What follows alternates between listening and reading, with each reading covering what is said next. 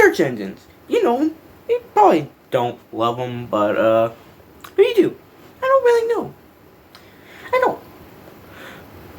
You probably know about the big ones at least. Like, come on, like Google, Yahoo, I guess Bing, but it wasn't always like that. Believe it or not, there were others, not just Google, which I know you all use.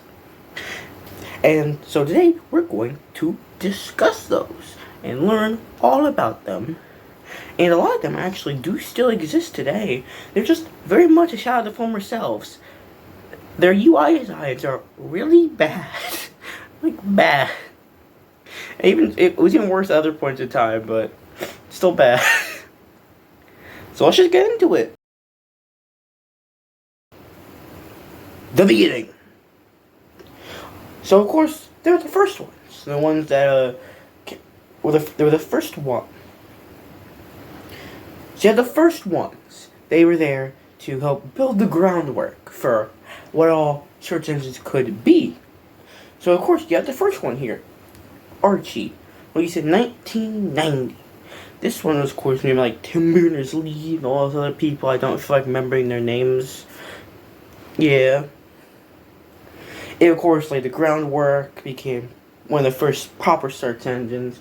You got others like Veronica, released in 1992.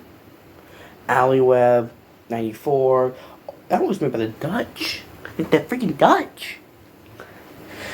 And we also got others, Linkstar, Reference.com. They're all that have the same thing in common. They were made by a bunch of people who were pretty much founders of the internet, and then they died after a few years. No one really talked about them.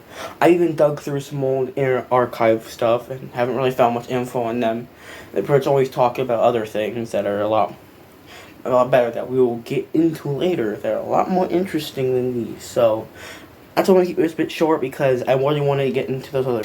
So now let's get into a more deep analysis. I will effectively be going from down a list from the earliest to the latest, released in the 90s, and as I go on each one, I will then discuss that one from when it released to today, if it still exists, to the current day.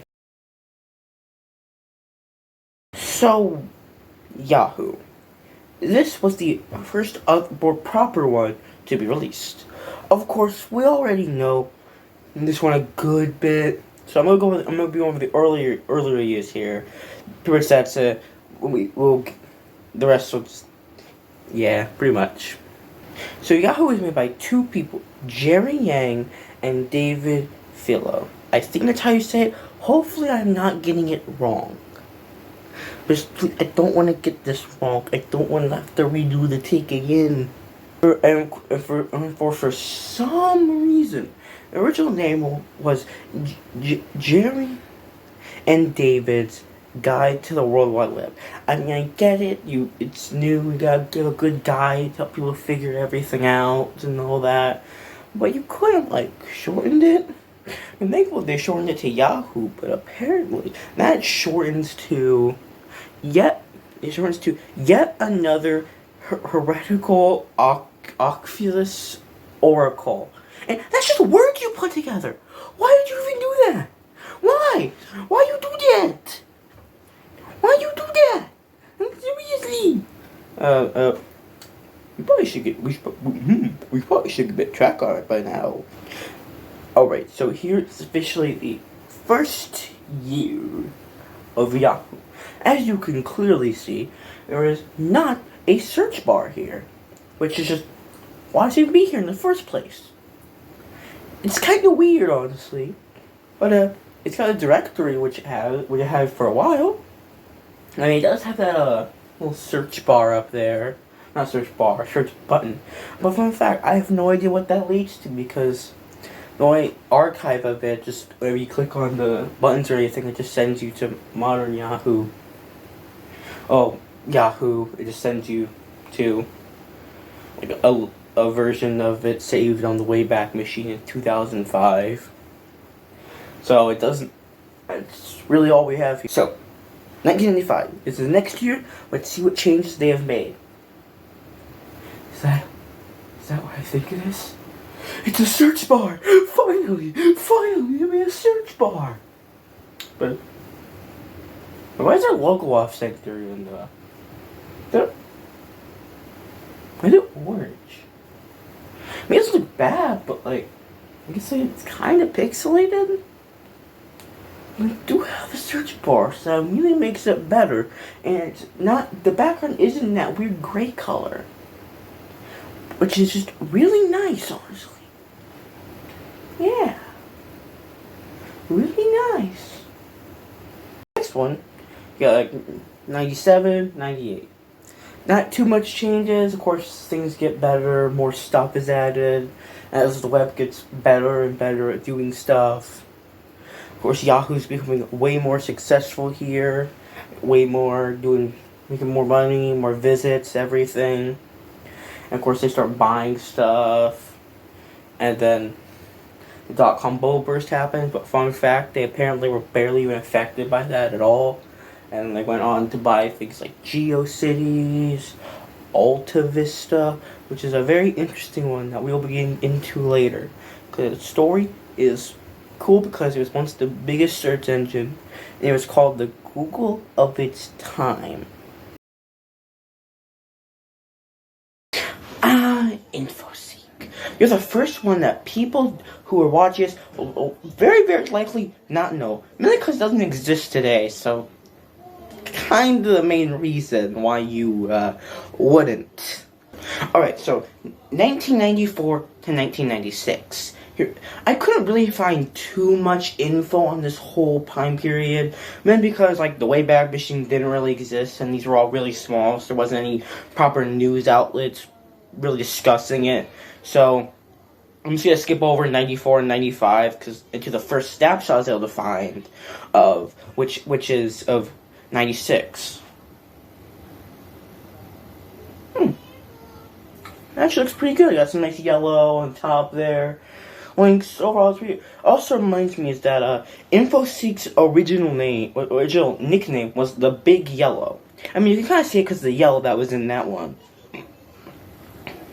But by the next year, the yellow was gone, so it doesn't make like any actual sense after that.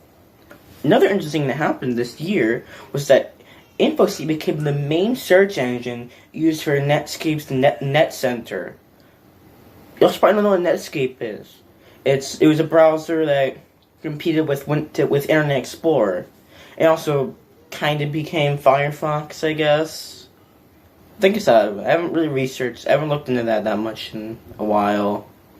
And with that old Netscape thing, they would get roughly 7 million visits per month. I hope I'm not wrong on that. I'm worrying. Looking back, I'm worrying my source might not be the best on that. It's kind of difficult to find really good sources for this that properly discuss everything. 97 to 98. So not too much happened in 97. Wait. Our top was 7 million page visits thing. I put that in the wrong year.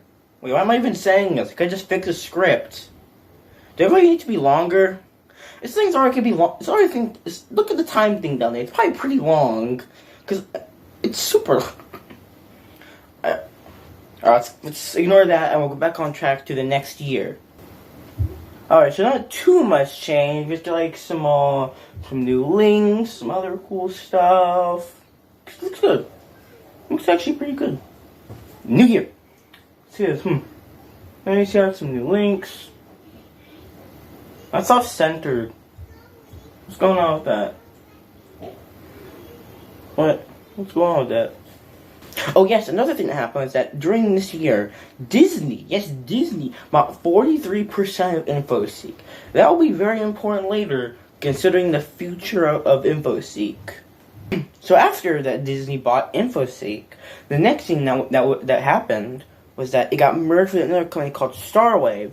I can't remember what they did, into the Go Network, which is supposed to be like it was supposed to be Disney's search engine in a way, or just like web portal. 99. So with all those changes with network, with with all the Go Network and all that, all the changes. The first thing that of course happened was InfoSeek went from being on infoseek.com to infoseek.go.com. So with all those changes, we need to see what's happened.